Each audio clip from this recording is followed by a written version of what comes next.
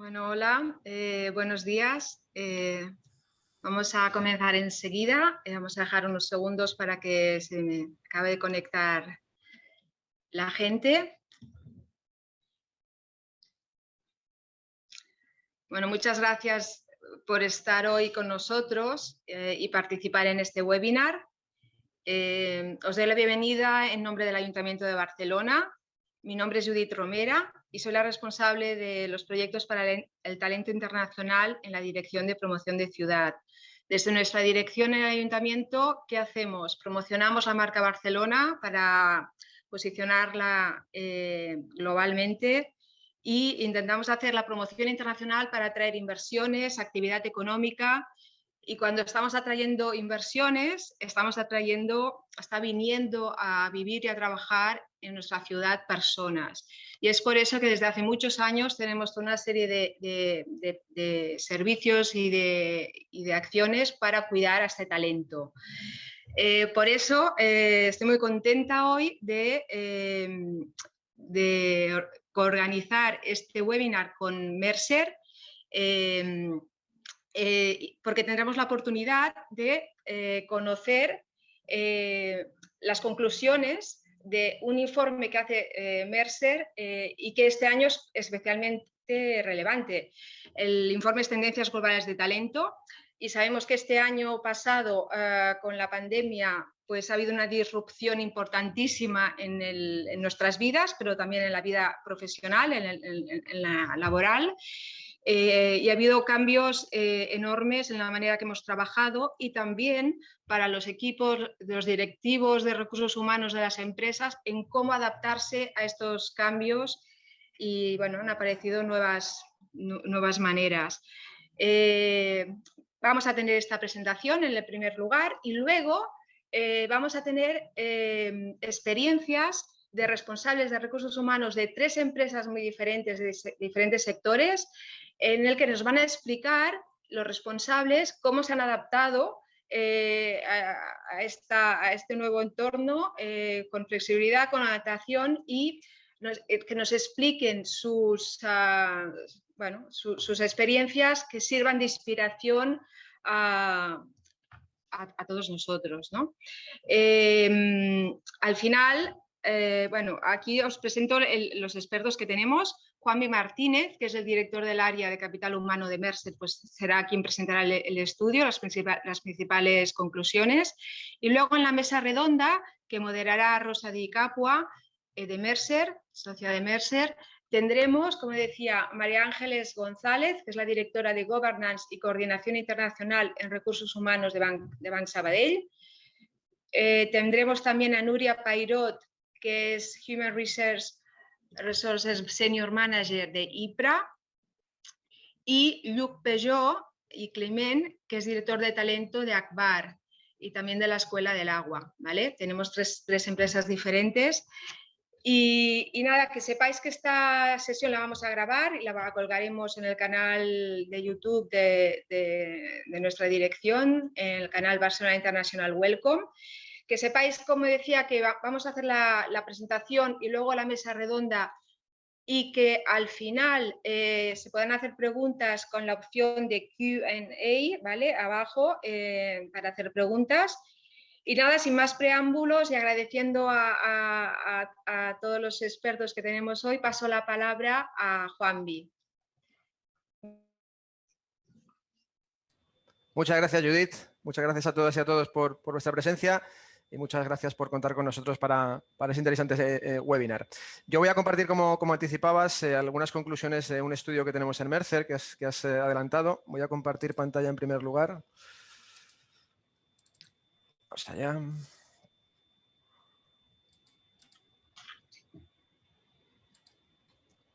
Aquí estamos. Nuestro estudio global, que hemos llamado Triunfar con Empatía, es un estudio en el que preguntamos a 3 colectivos muy importantes, que son altos ejecutivos, profesionales de recursos humanos y empleados, acerca de políticas y prácticas en recursos humanos y tendencias. ¿Hacia dónde vamos? Al estudio de 2020-2021 le hemos llamado Triunfar con Empatía. porque entendemos la empatía como algo muy importante en el contexto que estamos viviendo. ¿Qué son compañías empáticas? Bueno, pues aquellas que son capaces de escuchar, ¿vale? Especialmente en momentos de cambio como el que estamos viviendo, que escuchan para poder actuar y que a partir de ahí hacen una cosa que es muy compleja a día de hoy, que es intentar balancear el ser competitivos hoy en un entorno, pues como decías, de cambio disruptivo y dramático, incluso podría decir, con estar preparados para ser competitivos mañana, ¿vale? De todo ello vamos a hablar hoy y vamos a ver cuáles son las grandes tendencias que vemos en el estudio. Si os parece bien, me gustaría comenzar con un muy breve vídeo.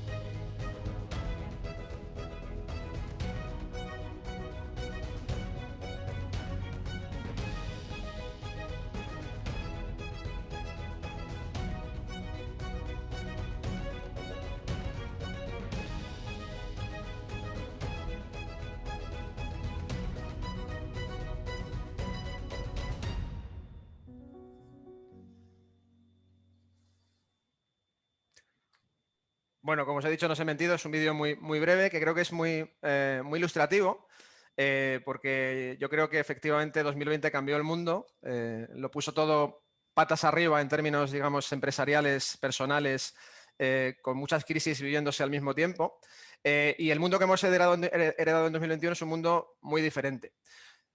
Seguramente sea la crisis más compleja que hemos vivido en los últimos tiempos y es curioso que también creo que la forma en la que la hemos afrontado ha sido diferente a otras crisis que hemos vivido, como la financiera, ¿no? Donde realmente, si vamos a la crisis financiera, desde el punto de vista empresarial, la primera medida que se tomaba era reducir costes de una manera brutal, ¿vale? Y no atender a otros aspectos, digamos, más constructivos.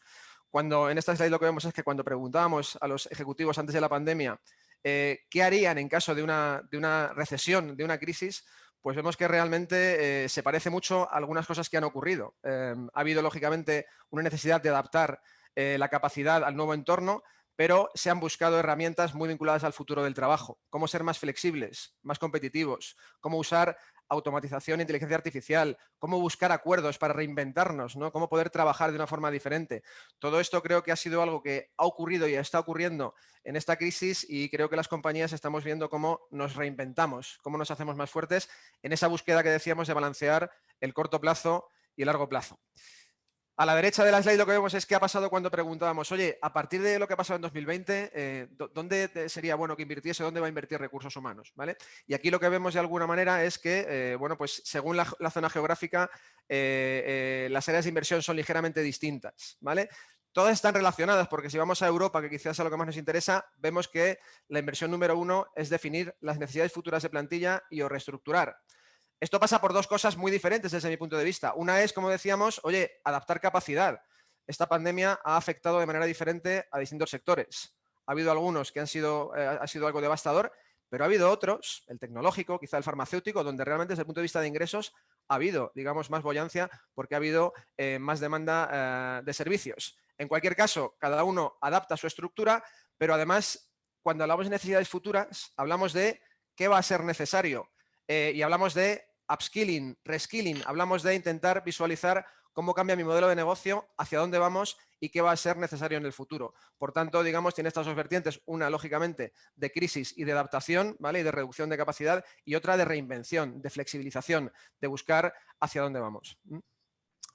Bien, en términos de tendencias, cuando cogemos todos los datos de los miles de impactos que tenemos en este estudio global y analizamos y trabajamos estos datos, ¿qué es lo que vemos? Pues lo que vemos son 4 grandes tendencias que paso de alguna forma a enunciar. Enfocarse en el futuro, trabajar juntos para garantizar que las personas prosperan ahora y en el futuro. Aquí lo que vemos es una tendencia a que las organizaciones no solo sean entidades con ánimo de lucro, entidades digamos, destinados a remunerar a sus accionistas e inversores. No, estamos viendo que hay una tendencia de que las organizaciones sean agentes de la sostenibilidad, agentes activos de cambio, agentes socialmente responsables. Aquí vamos a ver palabras como objetivos ESG, diversidad, equidad e inclusión, recompensas responsables, propósito de futuro, ¿vale? Y propósito de que las cosas cambien y que todos crezcamos. Esto es algo que en las organizaciones cada vez más aparece y cada vez le hace ser más competitivas, ¿vale? En términos de atracción de talento. Desarrollar nuevas habilidades. Bueno, ¿qué os voy a contar? Si todo cambiaba muy rápido antes de esta crisis, ahora ya el cambio es totalmente disruptivo. ¿Qué ocurre? Pues que si no somos capaces, tanto a nivel empresarial como a nivel individual, de reciclarnos, nos quedamos obsoletos, ¿vale? Y esto es algo que aparece muy claramente en cuanto a tendencias. Aquí conceptos como upskilling, reskilling, aprendizaje, future skills, habilidades del futuro, pues todo esto al final aparece de una forma clarísima, necesaria y evidentemente con toda la transformación digital, algo como muy, muy, muy importante. Tercera clave, percibir a través de la ciencia. Bueno, pues inteligencia artificial, ¿vale? Machine learning, data analytics. Todo esto, yo creo que en recursos humanos cada vez más estamos trabajando en este tipo de herramientas y de complementos para, de alguna forma, intentar dar base a la toma de decisiones, combinar la intuición humana con tecnología. Y aquí, como veremos también, pues evidentemente es un mundo muy apasionante, pero que no está exento de riesgos, ¿vale? Y la inteligencia artificial tiene sus oportunidades, pero también tiene sus riesgos, como veremos. Y por último, potenciar la experiencia de empleado. Pues igual, contexto disruptivo de cambio, contexto dramático de cambio, que es importante escuchar, entender, acompañar, ¿vale? Y hacer evidentemente que en momentos de crisis lo que hagan sea estrechar los lazos entre empleados y organizaciones y no viceversa. Y es algo que creo que está ocurriendo. Creo que las compañías están escuchando mucho e intentando ver lo que es importante para las personas en este contexto. Dicho esto, ahora lo que voy a hacer es, de alguna manera, entrar en algunas métricas de estas 4 tendencias, ¿vale? Es un estudio amplio, es un estudio profundo, es un estudio que podéis reclamar a través de nuestra web o ir a cualquiera de los ponentes después de la presentación para que os hagamos llegar el estudio tanto el global como el específico de España. Bien, enfocarse en el futuro, futuro sostenible, sostenibilidad, responsabilidad social. ¿Cómo se traduce eso en el estudio? Bueno, pues en que cada vez más vemos métricas en los cuadros de mando ejecutivos vinculadas a este tipo de variables, ¿vale? Vemos que los CEOs, pues 1 de cada 2 ya tiene métricas de compromiso social y comunitario. Que 1 de cada 4 tiene métricas medioambientales, inversión responsable, búsqueda de cero emisiones. Este tipo de aspectos y otros vinculados también, por supuesto, a la equidad de género, aparecen de una forma sostenida y cada vez más con más incidencia en altos ejecutivos. ¿Qué pasa aparte de que haya incidencia? Bueno, pues que en las miles de compañías que vemos en nuestro estudio, además hay una correlación entre la presencia de este tipo de indicadores en cuadros de mando con el crecimiento del negocio. Es decir, de alguna manera hay una correlación, no significa causalidad, pero entre que esto aparezca en las organizaciones y cuál es el nivel al que están creciendo, ¿vale? Es una realidad que creo que, bueno, pues cada vez tiene más incidencia, como decía, pero además yo creo que, bueno, es imparable. Desde mi punto de vista, vamos de una manera cada vez más extendida a ver este tipo de variables, conceptos en las organizaciones. Como decíamos, y vemos un poco a la derecha, hay aspectos, bueno, pues también interesantes desde el punto de vista de recursos humanos, como es la vinculación de todo esto al propósito de la compañía, ¿vale? A la visión y a la misión de la compañía y que de alguna forma eso sea una visión compartida, ¿vale? Y que además no solo sea una visión compartida y que esté en mi propósito, sino que además predique con el ejemplo, tenga comportamientos y métricas vinculadas a ello.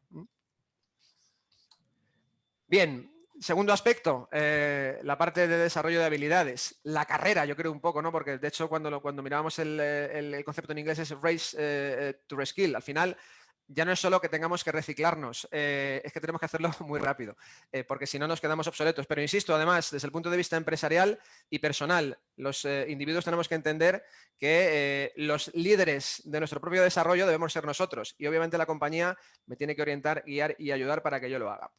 Cuando vamos a las habilidades que se han erigido como más poderosas en este contexto de pandemia, bueno, pues vemos que realmente lo que nos dicen en nuestro estudio, y estos son datos locales, es bueno, pues que tenemos habilidades como las de autogestión. Estamos en modelos más descentralizados. Nos hemos ido a casa a trabajar en muchos contextos de la noche a la mañana. Esas habilidades de priorización, de organizar mi trabajo, se han vuelto muy críticas. Las de colaboración, bueno, pues aquí yo creo que impacta también la tecnología y las habilidades digitales. Es decir, pues es muy diferente un contexto colaborativo presencial que un contexto colaborativo virtual. Adaptabilidad, fluidez digital, todo esto al final son habilidades nuevas importantes para la operativa de las compañías que tendremos que seguir trabajando adecuadamente. Si vamos a la parte, digamos, más monetaria, pues lo que hemos visto por lo menos en nuestro estudio es que esta crisis no ha impactado en términos globales en una reducción de los presupuestos vinculados a formación. Es decir, las compañías, en términos generales, por lo menos las participantes en este estudio, han reportado que los presupuestos vinculados al desarrollo y a la recapacitación no se han reducido, sino que se han mantenido. Si vamos a las barreras que ponen los empleados a la derecha para adquirir nuevas habilidades, bueno, pues cada uno tiene la suya, ¿no? Pero vemos que la más profunda es la de no tener tiempo durante la jornada de trabajo para adquirir nuevas habilidades. Oye, pues lógicamente tenemos herramientas muy poderosas para que yo pueda elegir cuándo desarrollo mis habilidades o cómo lo hago, ¿vale? Pero realmente yo creo que todo parte de alguna manera de la interiorización de que es muy necesario que nos desarrollemos y es muy necesario por nuestra empleabilidad y por nuestro futuro. Y lógicamente que la compañía eso lo transmita, lo implemente culturalmente y lo potencie. Vamos a la tercera, que es percibir a través de la ciencia, donde hablábamos, como decíamos, de aspectos vinculados a la integración de los datos en recursos humanos, ¿vale? Creo que ahí pues hay otras funciones como quizá marketing que de alguna manera pues nos lleva ventaja. Es decir, yo creo que estamos abriéndonos a un mundo en el que bueno, pues la toma de decisiones basadas en datos es algo muy bueno para recursos humanos, que nos puede ayudar mucho en bueno, pues, hacer un approach más científico a ciertas cosas, pero que no está exento de riesgos, como vemos ahí de alguna manera. Es decir, cada vez más estamos hablando de inteligencia artificial, ¿vale? Y de algoritmos predictivos para ayudar en la toma de decisiones, ¿vale? Bien, en recursos humanos hay aspectos importantes como es que estos algoritmos no sean solo técnicamente válidos, sino que además no ayuden a perpetuar ciertos aspectos vinculados a la inequidad. Y esto es algo que realmente tenemos que tener muy en cuenta. La ética vinculada a la inteligencia artificial y también el hecho de que, bueno, pues tenemos que intentar buscar, como veremos, el dar respuestas a preguntas importantes para el negocio y para la compañía. Si nos ponemos a trabajar en datos y analizar datos, corremos el riesgo de, si no lo hacemos con un propósito y con un objetivo claro, pues perdernos en el análisis de las cosas que a lo mejor no tienen mucho sentido o no nos llevan a ningún sitio. Un segundo punto en este apartado es toda la parte del manejo de datos personales. Es decir, el contexto de digitalización cada vez ha hecho que interactuemos más de una manera digital. Y esto pasa porque las organizaciones tienen muchísimos datos de las personas y datos que evidentemente tienen que proteger y tienen que trabajar.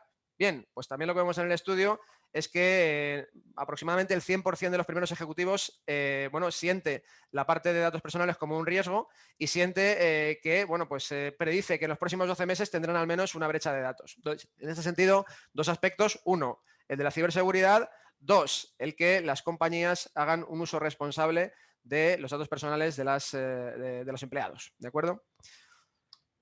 Siguiendo con este apartado de inteligencia artificial, analítica de datos, bueno, pues destacar uno de los que aparecen en el estudio, ¿vale? Aquí lo que veis básicamente es la evolución de digamos, de la analítica de datos en distintos estadios, ¿vale? Y me gustaría llamar la atención sobre esa línea azul clarito, ¿vale? Respecto a análisis predictivo. Lo que dice esta gráfica básicamente es que el incremento del análisis predictivo en las prácticas de recursos humanos en los últimos 12 meses ha sido del 40%. Es decir, parece que es una realidad que, al menos a nivel global, la analítica predictiva aparece de una forma muy preponderante en recursos humanos. Bueno, esta casuística no sé si es aplicable a día de hoy a España, pero evidentemente lo que vemos es una tendencia clara y por tanto es un aspecto al que hay que prestar una enorme atención. Como decíamos, si tenemos muchos datos y tenemos herramientas para poder trabajarlos y hacer algoritmos y análisis factoriales, corremos el riesgo de perdernos en la analítica, en analizar cosas que a lo mejor no tienen sentido. ¿Qué es importante? Bueno, pues contestar preguntas importantes para el negocio que podemos hacer a través de este proceso de análisis predictivo o análisis de datos. Pues ahí vemos algunos de ellos, ¿no? Pues si incrementamos un 30% el aprendizaje, ¿a qué velocidad podríamos crecer? ¿Vale? O el tercero, ¿no? Que este me gusta especialmente, incrementar un 10% de la atribución variable incrementaría significativamente la retención. Bueno, pues este tipo de cosas son aspectos que con buenas herramientas, con una buena base, podemos llegar a contestar o por lo menos a tener datos que nos ayuden en la toma de decisiones y que nos ayuden a hacer el camino en un ámbito de recursos humanos. Bien, por último, experiencia de empleado. Aquí tenemos un mundo muy abierto. Yo solo he querido traer en el tiempo que tenemos dos reflexiones, ¿vale? La primera, la veíamos en el pequeño vídeo, con este proceso pandémico de cambio disruptivo, de inseguridad, de inquietud, ha habido una deriva en las personas hacia bueno, pues, buscar una experiencia vinculada al bienestar. Es decir, ver cómo mi compañía me ayuda a cuidar de mí mismo y de mi entorno, ¿vale? Y esta deriva ha pasado claramente en la pandemia. Ya antes de la pandemia se veía que había un gap entre lo que los empleados demandaban en términos de bienestar y lo que las compañías ofrecían. Esto se ha disparado en la pandemia, pero también las organizaciones han dado un paso adelante y han buscado también tener una experiencia o proveer de una experiencia buena en términos de bienestar a sus empleados. El bienestar, digamos, en 2021 tiene un componente importante de los que tiene el bienestar, que es el de bienestar mental. Es decir, yo creo que del bienestar físico, el social, el financiero o el mental, seguramente el bienestar mental sea algo a lo que haya que prestar más atención en estos meses. Venimos de un contexto muy malo, muy agresivo para las personas, ¿vale? De soledad, de aislamiento, de sentir que no podemos controlar la situación, de sobrecarga de trabajo. Todo esto al final es algo que estamos viendo, que hay indicadores claros, poblacionales y empresariales, de que hay de alguna forma una luz roja que las organizaciones tienen que prestar atención a través de esquemas de salud o de programas de ayuda al empleado. Otro aspecto fundamental que traigo aquí, el de la flexibilidad. Bueno, pues si algo ha demostrado esta crisis es que podemos trabajar de manera flexible y hacerlo de manera productiva. Y la flexibilidad es un concepto que abarca a todo. Ahora mismo buscamos en las organizaciones estructuras flexibles, sistemas de compensación flexibles. En las personas, ¿qué buscan las personas? Bueno, pues que la compañía, desde un punto de vista de la flexibilidad, les deje contribuir a cada uno de la forma que mejor pueda. Y esto es algo que hemos visto que funciona y que tenemos que seguir trabajando. Y en los nuevos modelos de trabajo y de negocio es importante que este concepto se tenga en cuenta como una herramienta fundamental, desde mi punto de vista, para atraer y retener el talento en las organizaciones. Como os decía, hay mucha más información, analíticas y conclusiones en nuestro estudio, pero creo que estas eran las pinceladas más adecuadas en el tiempo que tenía para poderos dar. Y nada, cualquier pregunta que tengáis para mí, pues luego estaré encantado de contestarla. Le cedo la palabra a mi compañera Rosa. Muchas gracias.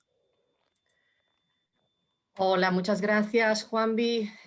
Bienvenidos a todos y de nuevo.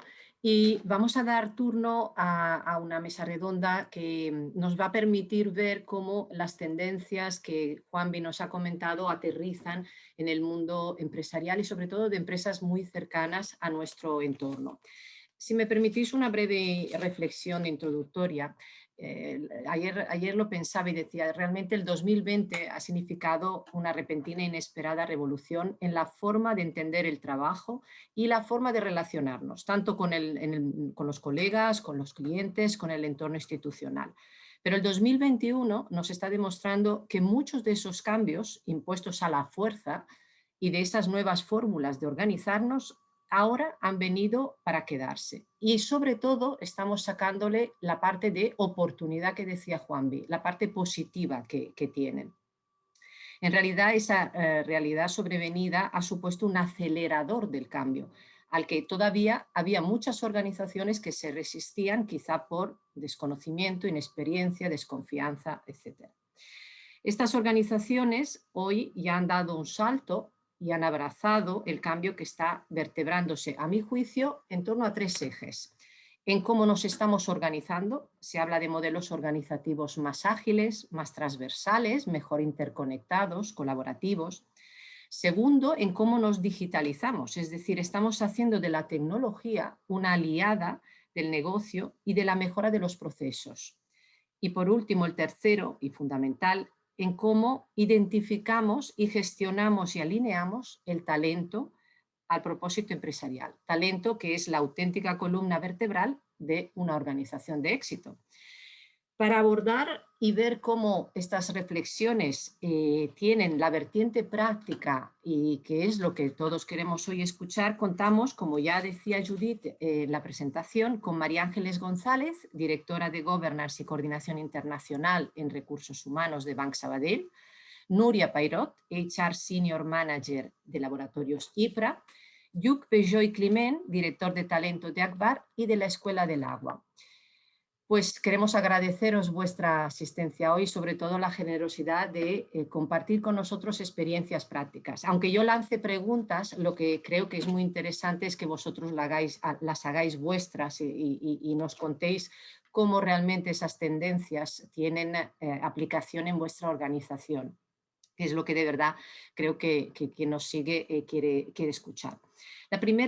Os lanzo la primera cuestión, y es cómo en vuestras organizaciones, igual que en la mayoría de los sectores, habéis tenido que afrontar una adaptación muy rápida a las nuevas circunstancias y modelos de trabajo. ¿Cuáles han sido los principales retos que habéis tenido que afrontar desde un punto de vista de gestión del talento? Y sobre todo, ¿qué iniciativas han dado los mejores resultados y por lo tanto destacaríais y compartiríais con nosotros? Por empezar, no sé si por orden de enumerados, quizá María Ángeles, ¿quieres tú empezar? Muchas gracias. Hola, buenos días.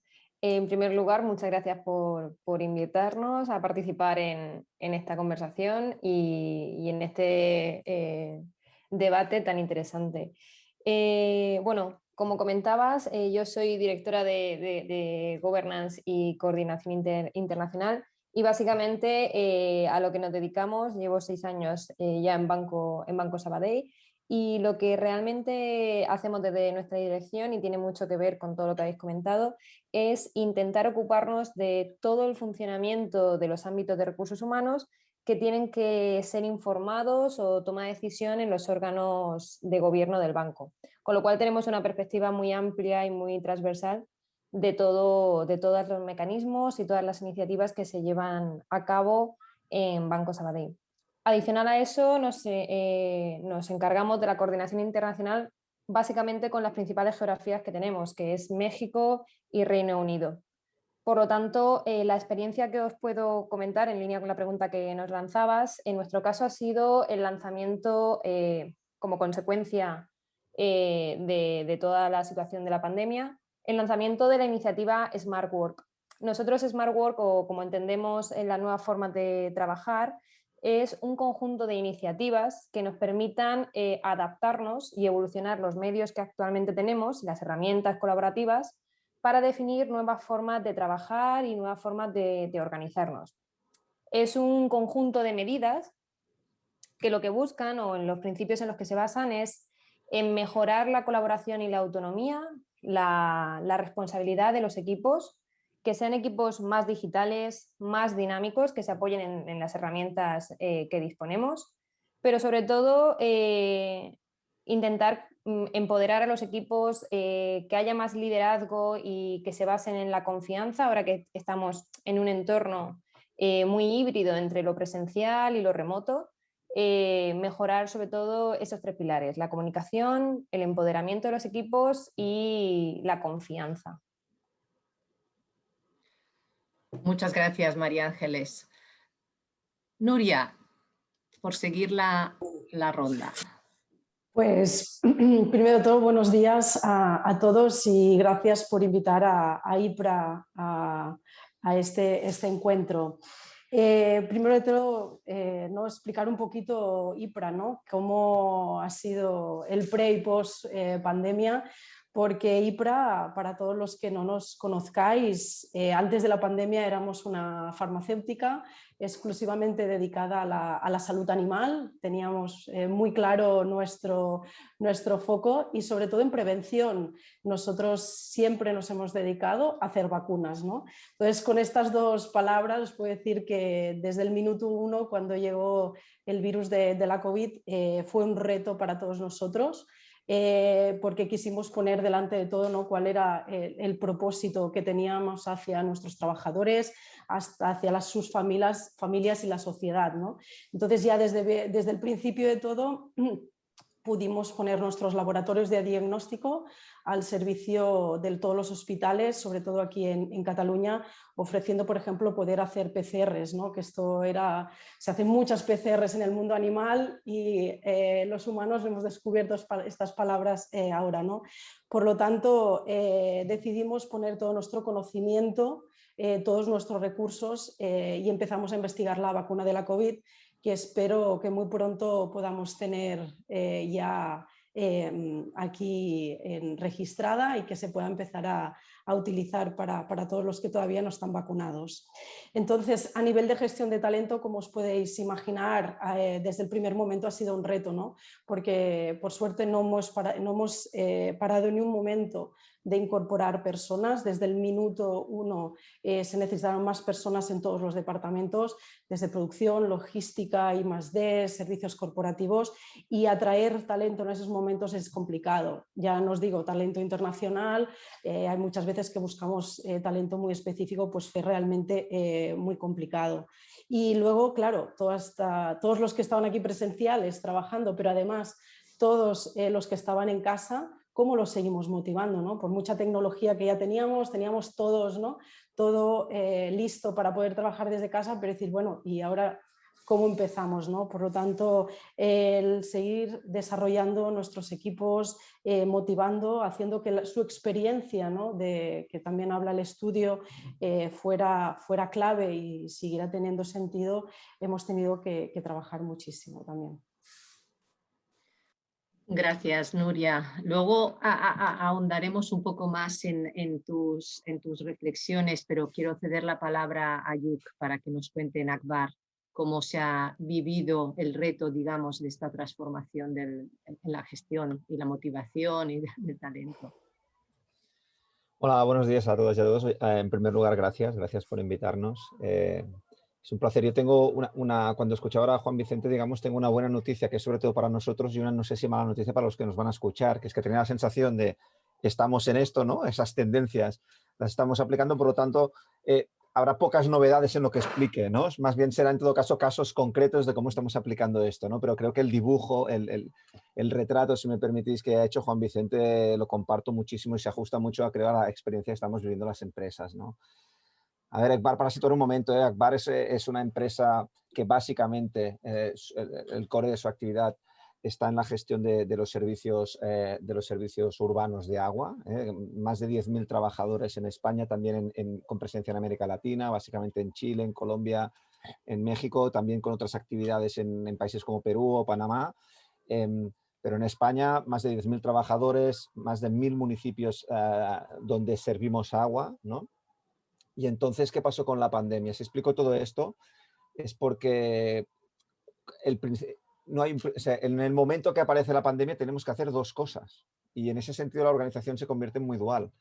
Tenemos que mandar la gente a casa, ¿no?, y a trabajar a casa, y esto nos obliga a una transformación de los modelos de cómo atendemos los clientes, cómo hacemos la atención a distancia, cómo se aceleran todos los procesos de oficina virtual, etcétera, etcétera. Pero al mismo tiempo nosotros servimos agua, que son átomos, no son bits, que van por tuberías, que se tratan en plantas, ¿no? Y por lo tanto, al mismo tiempo que estábamos mandando, por decirlo de una manera esquemática, la mitad de la organización a casa y adaptándonos de esa manera absolutamente disruptiva a la digitalización, estábamos montando equipos de intervención, confinando los operarios en las plantas, viviendo en autocaravanas, confinados con turnos de 15 días y haciendo toda una adaptación operativa, ¿eh? Si explico esto, aparte de para sacar un poco de pecho como empresa, digamos, porque realmente fue espectacular vivirlo desde dentro como una empresa con esa responsabilidad de servicio esencial y con ese volumen se adaptaba, lo digo también una reflexión en el sentido de todo lo que vamos a hablar ahora, ¿no? Que es que cuando hablamos de evolución, incluso de revolución, hay elementos sustitutivos, pero hay muchos que son aditivos, ¿eh? Es decir, cuando cambiamos cosas, y por lo tanto, en el caso del agua se ve muy claramente, a la vez que evidentemente estamos adaptándonos, incluso siendo tractores de este cambio digital, a la vez hay cosas que van a seguir viviendo en el mundo atómico, por decirlo así, en el mundo material, ¿no? Y eso en cada sector, en cada actividad es distinto. Seguramente en las tecnológicas estrictas, digamos, es menos así. En el pequeño, no sé, en la actividad que tiene mucho que ver con la manufacturación es más exagerado todavía que nosotros, ¿no?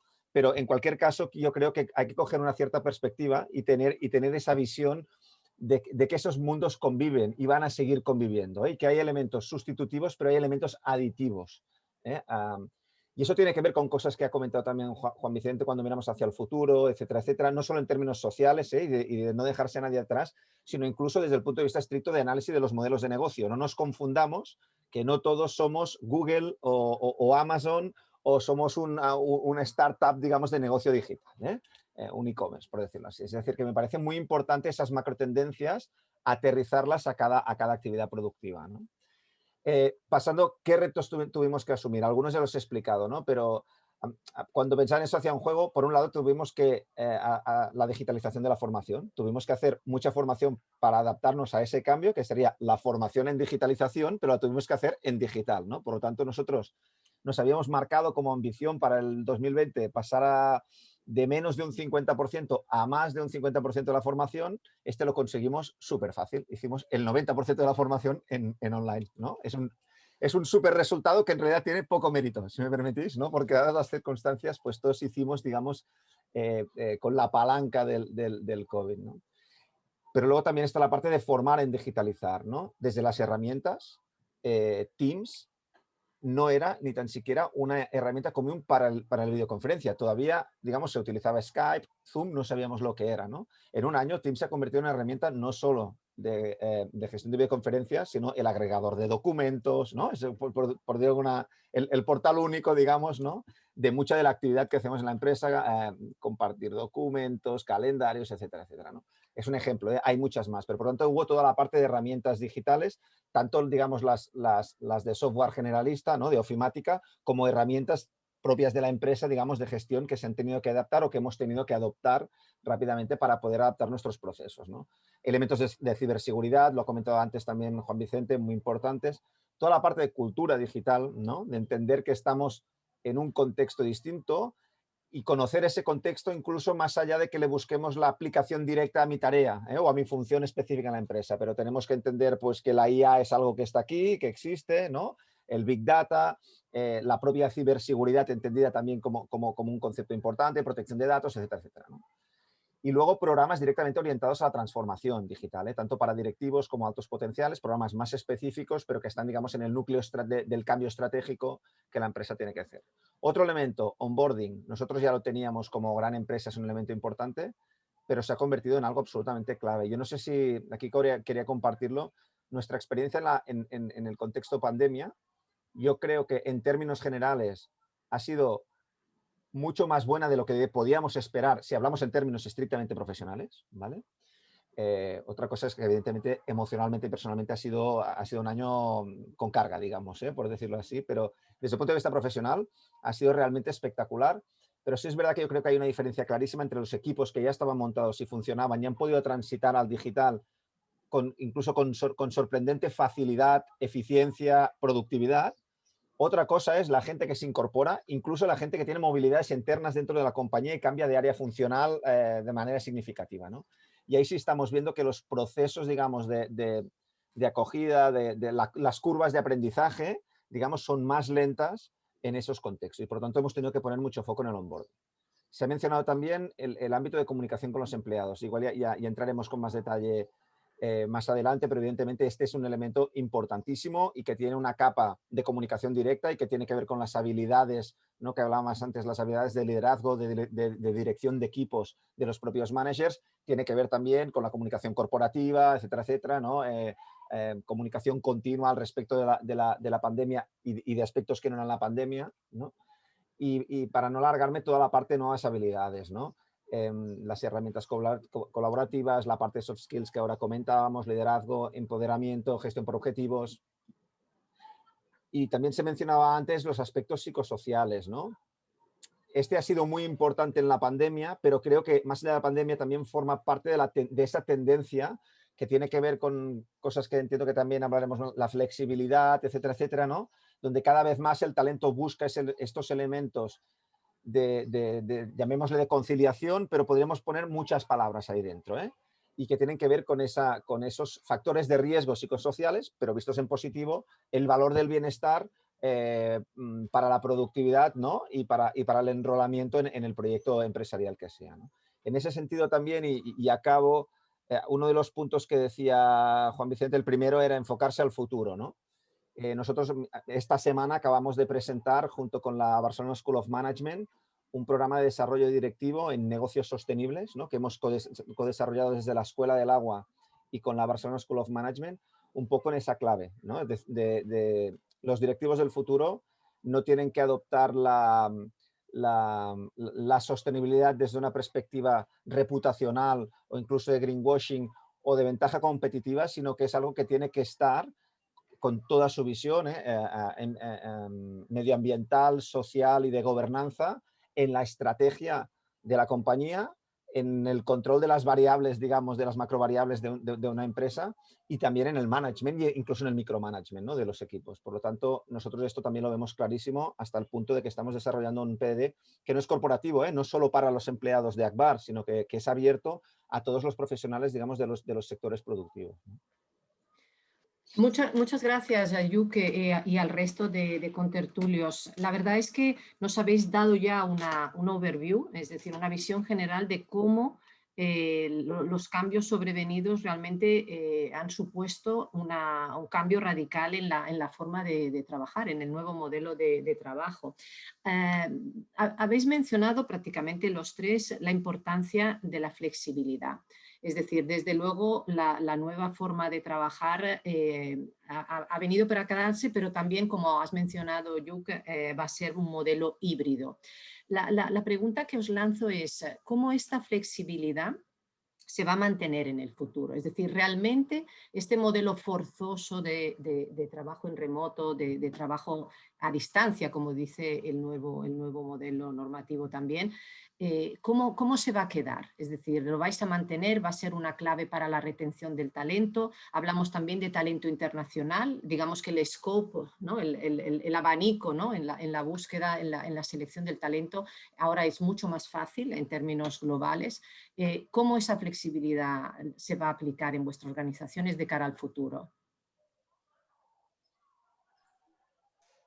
Si queréis, mantenemos la misma... Perfecto. Pues en nuestro caso, en Banc Sabadell, y volviendo al concepto de Smart Work que comentaba al principio, que es un concepto muy amplio en el que nosotros englobamos formación, dinámicas organizativas. Quiero centrarme en lo que para nosotros es algo que es clave, que es la flexibilidad, como bien comentabas. Para nosotros una flexibilidad parte de una muy buena planificación. Entonces, para planificarse o para ayudar a nuestros equipos a este aprendizaje de un mundo remoto y digital, lo que hemos hecho ha sido establecer o rediseñar nuevas dinámicas organizativas que nos permitan mantener tanto la productividad como la colaboración como la cohesión entre los equipos. Ahora que siempre podemos tener equipos tanto en las oficinas como presencial como desde casa en remoto.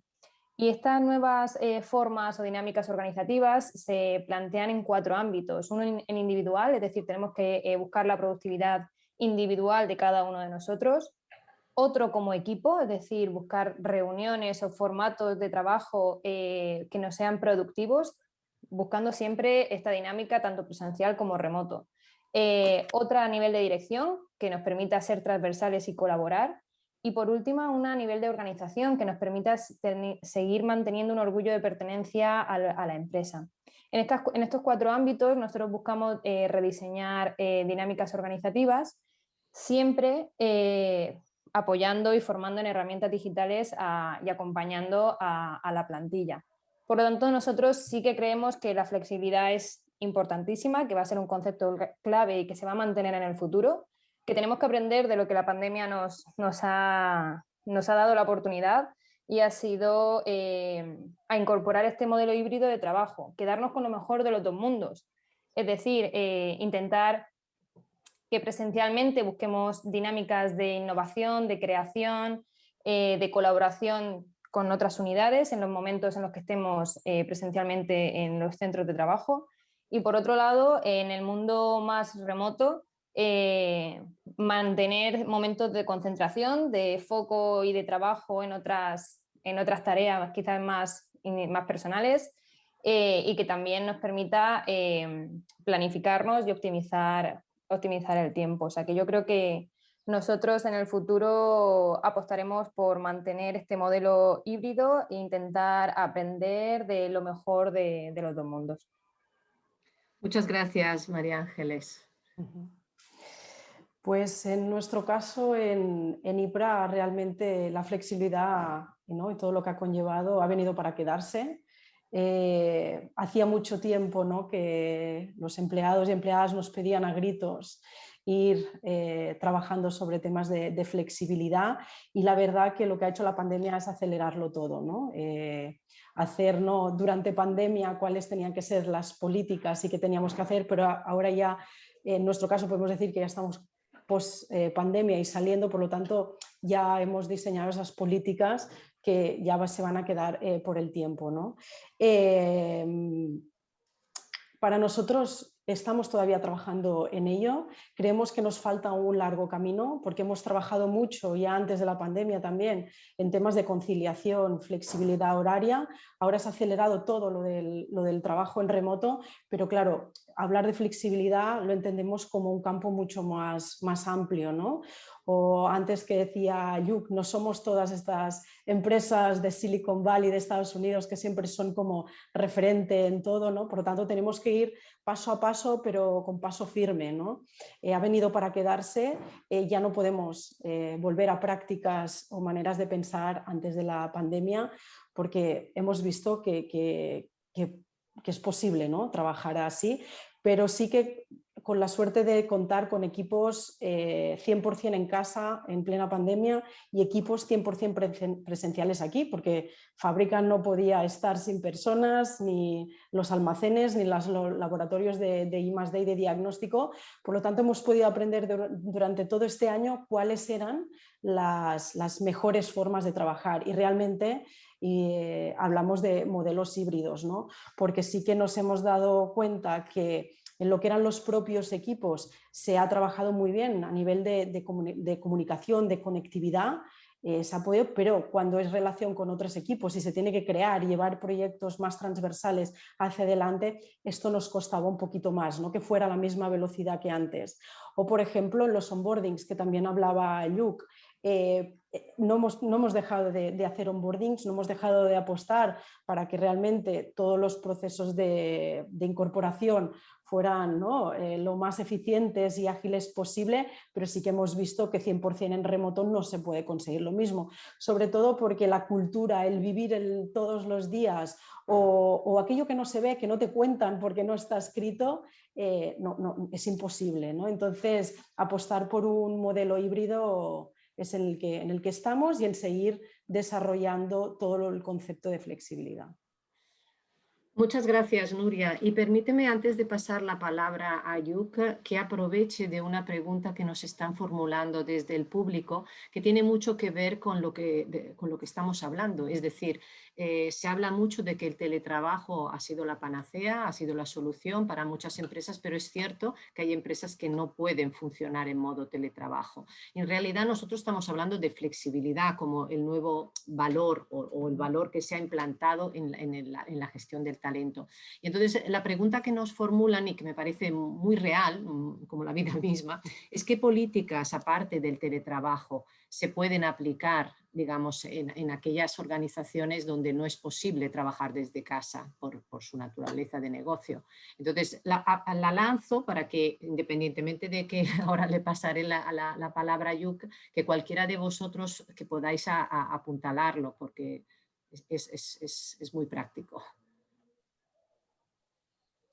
Sí, no, a ver, en relación a la pregunta, yo no voy a poder dar una respuesta concreta a esa pregunta porque para contestar de manera concreta habría que ver, digamos, cuál es el tubo de operaciones, digamos, ¿no? La cadena de valor de esa empresa en particular y hacer un análisis. Pero sí que enlazando con cosas que decían tanto Nuria como sobre todo María Ángeles al principio, el smart working, que nosotros también utilizamos el mismo término, ¿no? Va más allá del teletrabajo o del modelo híbrido de trabajo entendido como casa-oficina, sino que tiene que ver con las formas de organización del trabajo, ¿no? Y por lo tanto, en ese sentido, yo creo que seguro, en cualquier proceso productivo o industrial o empresarial, se puede hacer una reflexión en torno a dónde se pueden aplicar medidas que vayan en la línea de la flexibilización, del bienestar, de la compatibilización entre vida personal, familiar, etcétera, etcétera, ¿vale? Por tanto, ese ejercicio yo creo que sí que se puede hacer y evidentemente se llegará a conclusiones distintas en función de esto que hablábamos, ¿no? de los modelos productivos.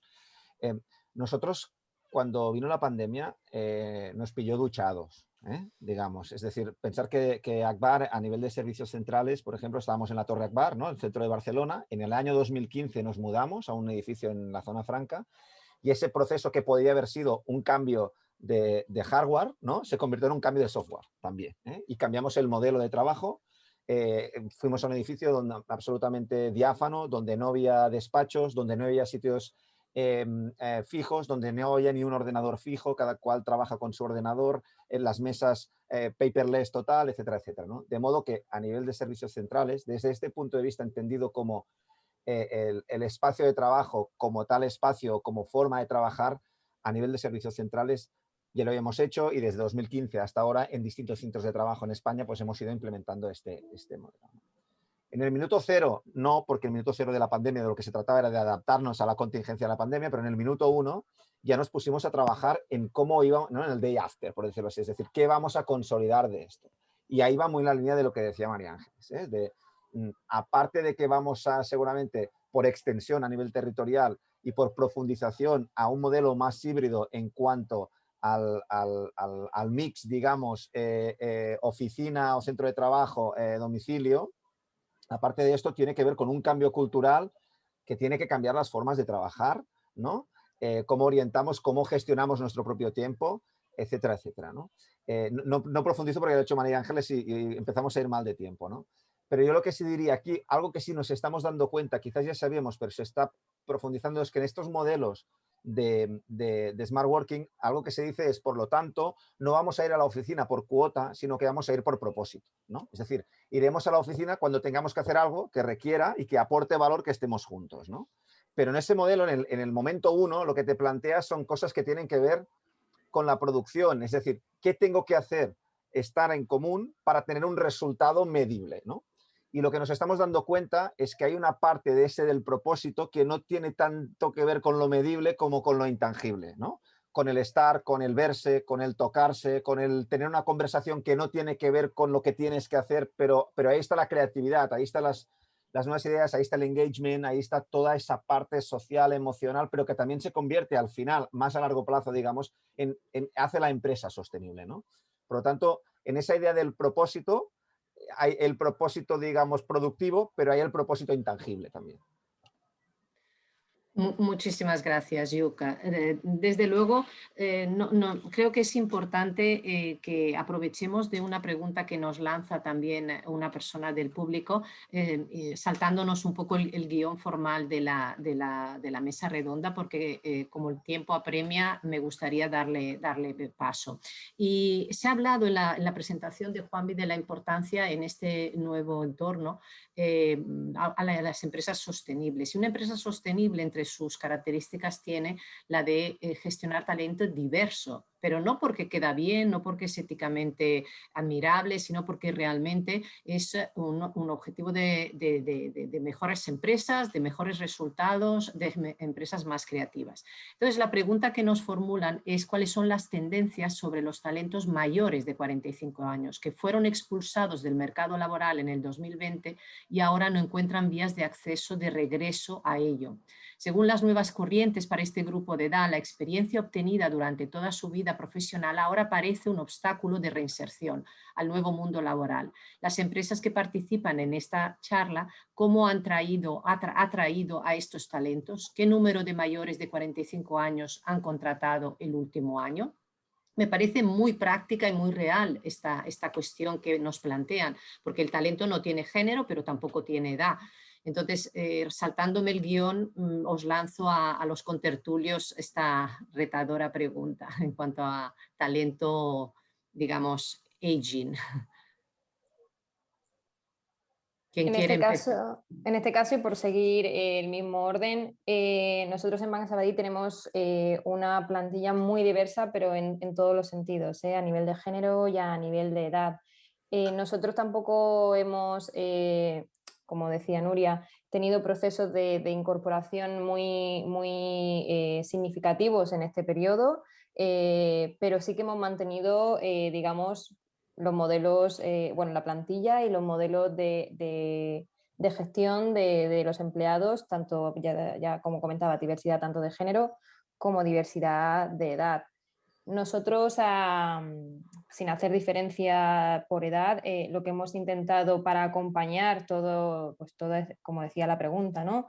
Todo este proceso de la pandemia ha sido centrarnos en sistemas o modelos de comunicación más directa, más transparente, como también comentaba antes Juk, de well-being, de acompañar a los empleados de una manera tanto en lo laboral como en lo personal, y ser mucho más cercanos y transparentes. Pero no hemos tenido, no puedo contestar de manera más concreta a la pregunta que nos hacen, pero por lo menos hemos conseguido tener un equilibrio y en ese modelo de escucha que tenemos implantado en el banco, sentir que el compromiso de los empleados, indiferentemente de la edad, se ha mantenido a pesar del año tan complejo que hemos tenido.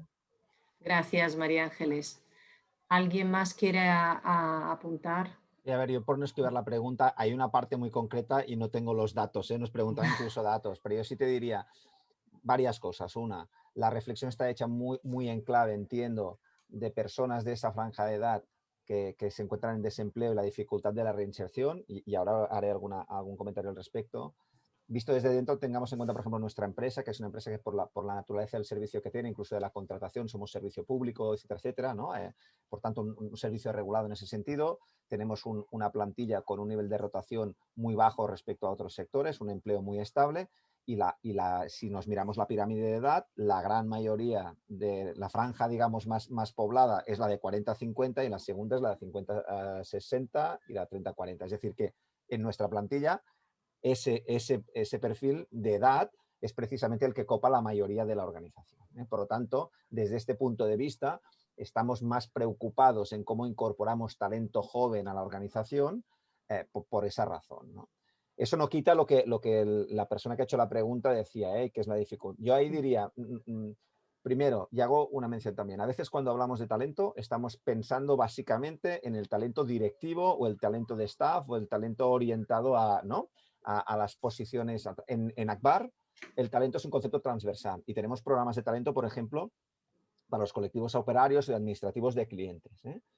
En esos ámbitos, una de las cosas, y enlaza con lo que decía, es apostar muchísimo por el reconocimiento de la experiencia profesional a través de, si puede ser, con procesos oficiales de acreditación de competencias, ¿no? Y si no, incluso a través de programas propios, digamos, de reconocimiento, lo que llamamos acreditaciones Akbar, de procesos de acreditación de la experiencia profesional, que es un tema muy interesante porque va más allá de la titulación que uno tenga, sino lo que se trata es de ser capaces de acreditar, de objetivar aquellas competencias profesionales que se han desarrollado a lo largo, digamos, del curso de la práctica profesional en la empresa, que puede ser distinto o complementario a lo que uno ha estudiado y el título que tiene. Por lo tanto, ese elemento es importante para que no pase o para mitigar lo que comentaba la pregunta de personas que tienen una larga experiencia, pero que cuando se encuentran en situación de desempleo, ¿cómo acreditan que esa competencia, que ese talento lo tienen? Yo creo que esta es una vía interesante que a menudo se ha aplicado mucho Yo he mencionado ahora, para hacer la referencia de cuidado, que el talento debe ser inclusivo, y ahí está todo el mundo, y he hecho mención a operarios administrativos de clientes, a capataces, etcétera, etcétera, pero también lo estamos haciendo con los ingenieros, porque un ingeniero se saca hace 25 años el título de ingeniero industrial o ingeniero de caminos, pero ¿cómo acreditar lo que ha hecho y que es un especialista en desarrollo en construcción o en operación y mantenimiento de plantas de tratamiento de depuración? Por eso el título no lo dice, ¿no? Por lo tanto, ese proceso, digamos, de acreditación en continuo, de actualización de las competencias, es algo muy importante en relación al tema que nos habías planteado, Rosa. Muchísimas gracias, Yuk. Siento muchísimo tener que cortar el debate porque veo que es súper interesante y daría para muchísimo más tiempo, pero queremos ajustarnos lo máximo posible al horario que nos habíamos comprometido. Daros las gracias en nombre también del Ayuntamiento de Barcelona, que ha tenido la bondad de organizar este evento. Creo que es clave, de verdad, todo lo que hemos hablado aquí. Agradeceros la experiencia práctica que habéis compartido. Esperamos que la audiencia se lleve algunas píldoras prácticas e inspiradoras para su día a día laboral y nada, quedamos a vuestra disposición por si hay ulteriores cuestiones, preguntas y seguir ahondando en este tema y en los que sean de vuestro interés. Muchísimas gracias a todos los asistentes y los ponentes. Muchas gracias. Hasta otra.